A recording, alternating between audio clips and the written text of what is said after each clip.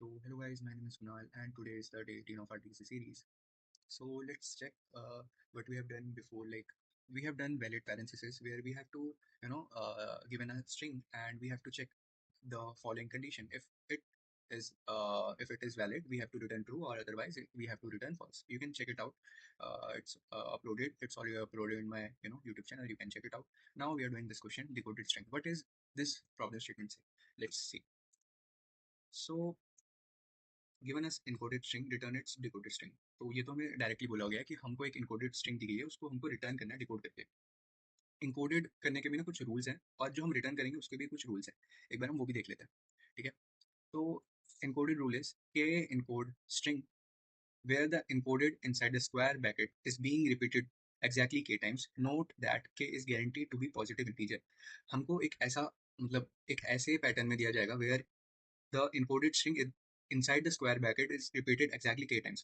मतलब जो इसके अंदर हमारे ब्रैकेट्स के अंदर जो भी स्ट्रिंग होगी ना, वो हमारी रिपीटेड मतलब हमारी रिपीट होगी इतने times, k times. Okay, you may assume and हाँ, note that k is guaranteed to be positive integer. और हमको ये इंश्योर, क्योंकि हमको ये दिया जाएगा जो भी हमारा k होगा ना वो हमेशा पॉजिटिव होगा, तो हमें कुछ नेगेटिव का कोई वो नहीं।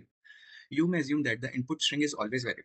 हमें अज्यूम करना है कि इनपुट स्ट्रिंग जो है हमारी वो हमेशा वैलिड होगी। There is no extra white spaces. हमारे जो एक्स्ट्रा वाइट स्पेसेस हैं वो नहीं होंगे, हमारी वाइट स्पेसेस नहीं है इसमें। Square brackets are well formed. Square bracket भी जो हमें दिए होंगे वो वेल फॉर्म होंगे, मतलब जो ओपन हुआ वो क्लोज होगा स्क्वायर ब्रैकेट से ही। ऐसा कोई नहीं है कि हमारे को कर्ली ब्रैकेट्स या कुछ स्क्वायर ब्रैकेट्स से दिए जाएंगे हमें। Furthermore, you may assume that the original data does not contain any digits. जो हम रिटर्न करेंगे ना इन द एंड में, उसमें कोई भी हमारा डिजिट्स नहीं होना चाहिए। हमको ये इंश्योर करना है जो हम रिटर्न करेंगे ना स्ट्रिंग, वो हमेशा ऐसी होनी चाहिए, इसमें कोई डिजिट्स नहीं होने चाहिए। And okay, the digits are only for those repeated के numbers, those repeated numbers k, for example there not be input like 3a to 24। हमको ऐसा इनपुट नहीं जनरेट करना है 3a and 24, ठीक है।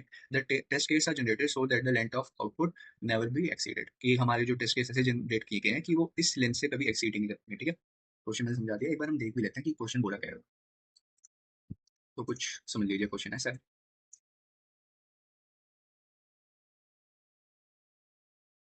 तो हमें कुछ ऐसा क्वेश्चन दिया हुआ है, हमको क्या करना है, इसको डिकोड करना है। डिकोड कैसे करना है, तो हमें स्ट्रिंग दिया हुआ है। तो सबसे पहले हम देखें 2c। 2c मैंने मैंने सबसे पहले यहाँ से क्यों स्टार्ट किया मैं बताऊंगा। पहले भी देख लेते हैं जस्ट क्वेश्चन। 2c हमने दो बार c लिख लिया, एक दो, और इसको फिर हमारा जब ये खत्म हो गया तो हमने a लिखा। अब क्या बचा हमारे पास 3acc, मतलब तीन बार हमको ये रिटर्न करना है acc, acc एंड acc, ठीक है। हमारी यही आउटपुट है acc acc एंड acc। तो हमको ये रिटर्न करना है, दैट्स इट। तो इसका ब्रूट फोर्स क्या होगा, ब्रूट फोर्स क्या होगा। अभी हमारे पास स्ट्रिंग है और कुछ हमारे पास ब्रैकेट्स और ये सब दिए हुए हैं, तो हम कैसे कर सकते हैं, इसमें हम रेजिक्स लगा सकते हैं। रेजिक्स क्या होता है, रेगुलर एक्सप्रेशंस होते हैं। एक समझ लीजिए बहुत ही, अगर मैं लेम लैंग्वेज में जाऊँ, कि एक पैटर्न वो होती है रिकॉग्नाइज के लिए होती है। अगर हम उस पैटर्न को रिकॉग्नाइज करके उस रेजिक से फिट कर दें तो वो अपने आप उसको स्ट्रिंग में कन्वर्ट कर देती है, मतलब जो हमें चाहिए ना वो आंसर वो दे देती है, रेगुलर एक्सप्रेशन, ठीक है। तो इसमें भी हमने पैटर्न रिकॉग्नाइज कर लिया है कि क्या है हमारा, कि हमको जो है हमको ब्रैकेट्स एंड नंबर्स ही दिए जाएंगे, क्योंकि हमारे क्वेश्चन में था। और कितनी बार हमको उस स्ट्रिंग को रिपीट करना है के टाइम्स, तो फिर हमको ये भी पता चल गया। और ब्रैकेट्स हैं, ब्रैकेट्स तो हट ही जाएंगे। तो रेगुलर एक्सप्रेशन का ये फायदा है कि हम क्या बोलते हैं, बहुत ही इजी वे में पैटर्न रिकॉग्नाइज करके देन अगर हम रेजिक्स अपनी रेगुलर एक्सप्रेशन लिखते हैं तो फिर वो हमेशा रिटर्न कर देते हैं हमारी वैलिड स्ट्रिंग जो हमें आंसर चाहिए, ठीक है। तो मैं वो ब्रूट फोर्स तो नहीं लिखने वाला क्योंकि ये वैलिड नहीं है, हम उसमें रेजिक्स यूज कर रहे हैं और रिप्लेस। तो फिर अब हम करते हैं इसका ऑप्टिमाइज बेस, जो कि क्या होगा, स्टैक। स्टैक क्यों होगा हम एक बार देखते हैं।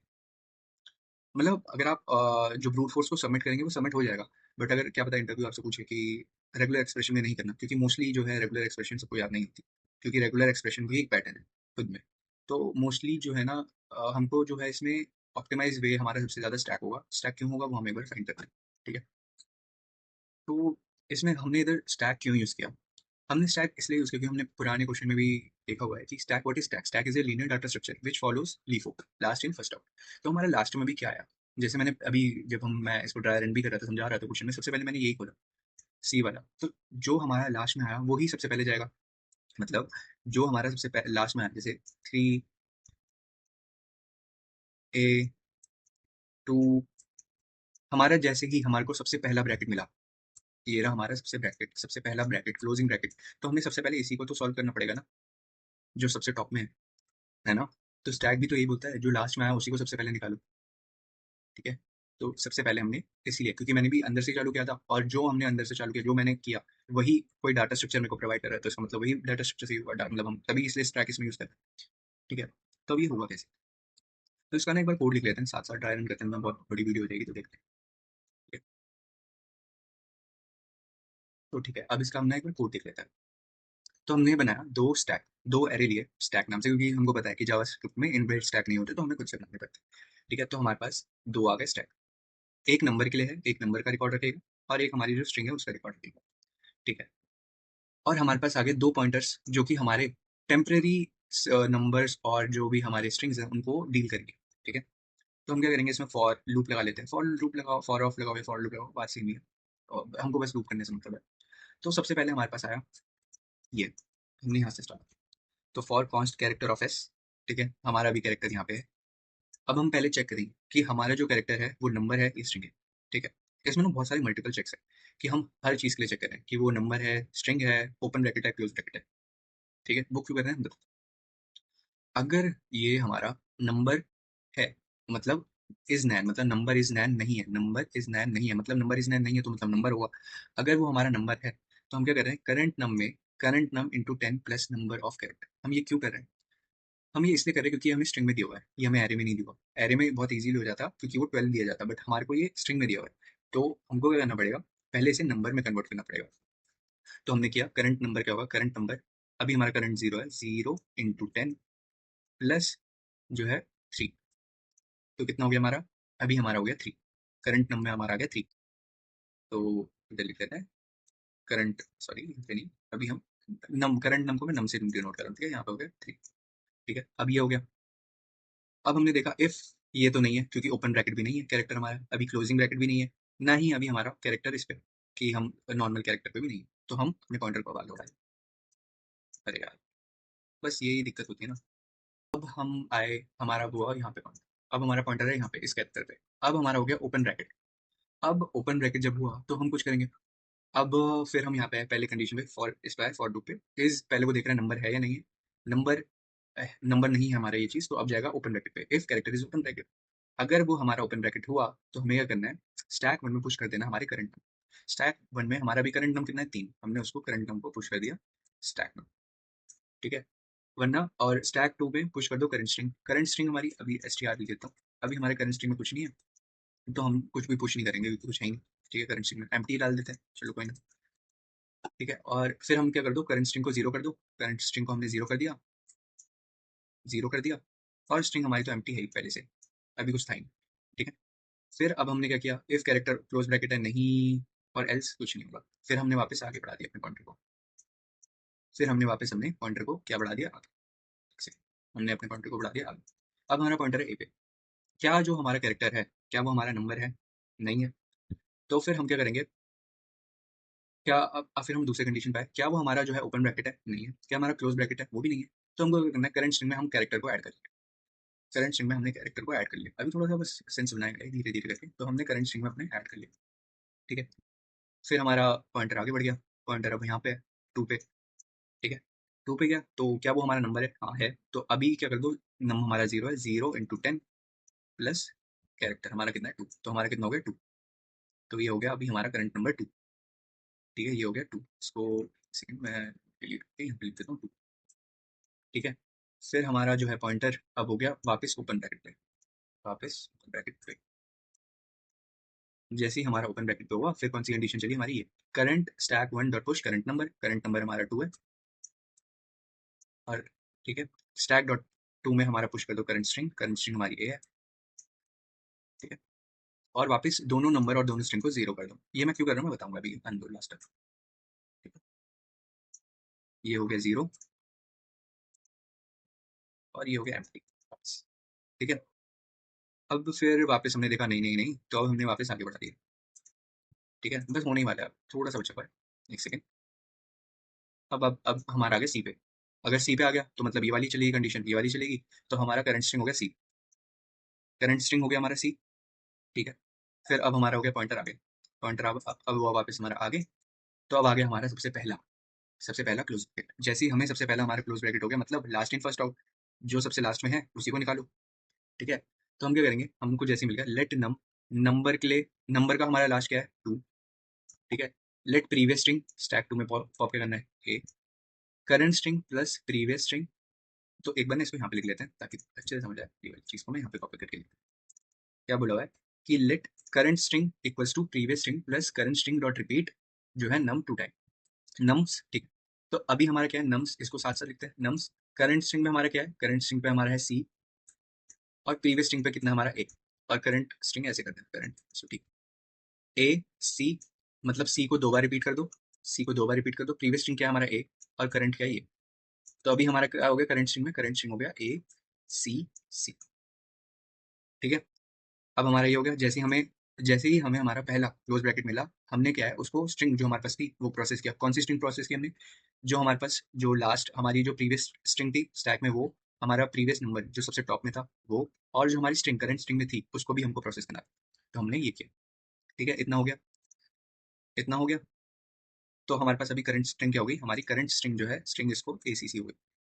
हमारी करंट स्ट्रिंग क्या हो गई, एक सेकेंड, करंट स्ट्रिंग हो गई हमारी ए सी और सी, ठीक है। वापस हम आते हैं यहाँ पे, अब हमारे यहाँ पे हमने पॉइंटर वापस आगे बढ़ा दिया, पॉइंटर हमने वापस आगे बढ़ा दिया, पॉइंटर वापस आगे बढ़ाया, हमें एक और क्लोज ब्रैकेट मिल गया। एक और क्लोज ब्रैकेट मिलने का क्या मतलब, अभी पहले तो रिमूव कर लेते हैं क्योंकि हमने स्टैक पॉप कर लिया ना, ठीक है।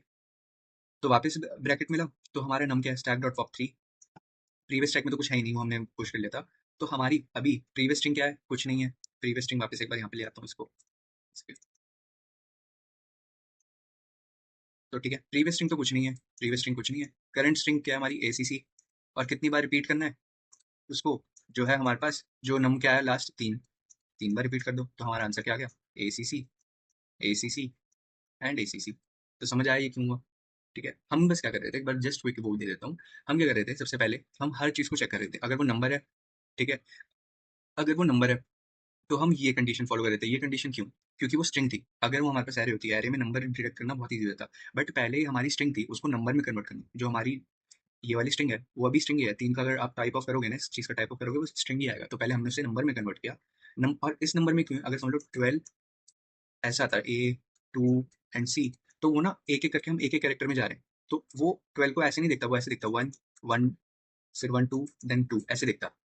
तो हमने इसलिए ये चीज़ इसलिए की ताकि अगर हमारे पास 2 डिजिट नंबर होते तो वो उसको ऐसे लेता, 12 को 12 लेता, 10 को 10 लेता, ठीक है। अब हम इस कोड पे आए। ये कोड क्या है, इस कोड में क्या है कि हमारा ना समझ लीजिए नया block of nested code start हो गया। इसका मतलब क्या है कि अब हम जाने वाले हैं नेस्टेड, जैसे जैसे हमारे को ओपन ब्रैकेट्स मिलेंगे, इसका मतलब हमारा जो कोड है और नेस्टेड होते जा रहे हैं, मतलब और एरेज हैं अंदर। तो इसको क्या है कि जो भी हमारी पुरानी वैल्यूज हैं उसको अभी सेव कर लो, उस पर हम वापस आएंगे। जैसे हमारे को पहला ब्रैकेट मिला तो हमने पुरानी वैल्यूज को सेव कर लिया 3 को, क्योंकि हमको वापस बैक तो आना है ना, कहीं पे तो स्टोर करेंगे वो वैल्यू को। ऐसे तो नहीं है अगर हमको, क्योंकि अब हमको यहाँ पे भी एक नया ब्रैकेट मिलने वाला है। तो अगर हम पुश नहीं करते तो हमारी वो पुरानी वैल्यूज तो हो जाती, जितनी भी ए है 2 है और 3 है। तो हमने क्या किया, जैसे ही हमको ओपन ब्रैकेट्स मिल रहे हैं, मतलब एक नया नेस्टेड लेवल चालू होने वाला है, तो प्रीवियस वैल्यू को सेव कर लो।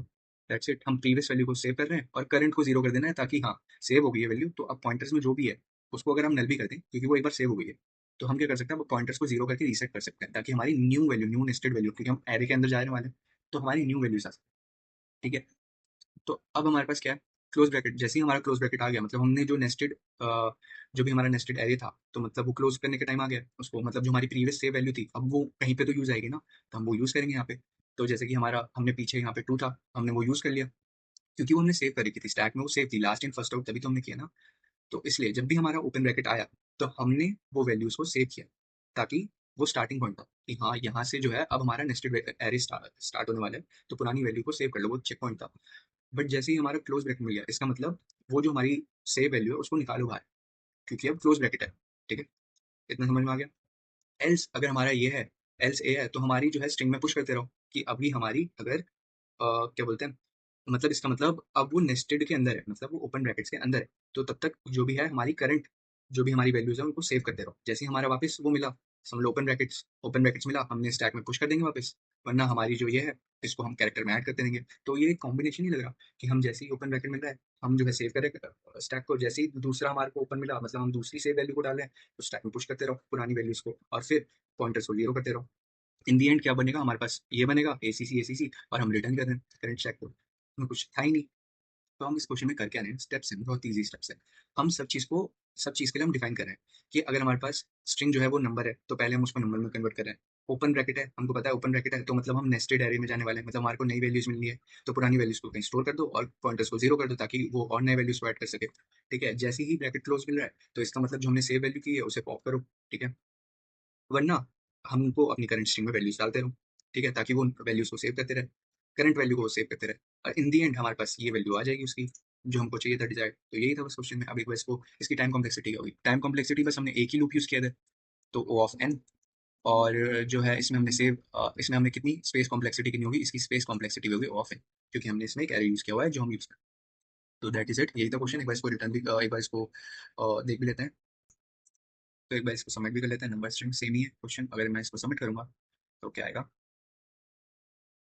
यस, रन टाइम एंड सब सही है। तो यही था आज का क्वेश्चन।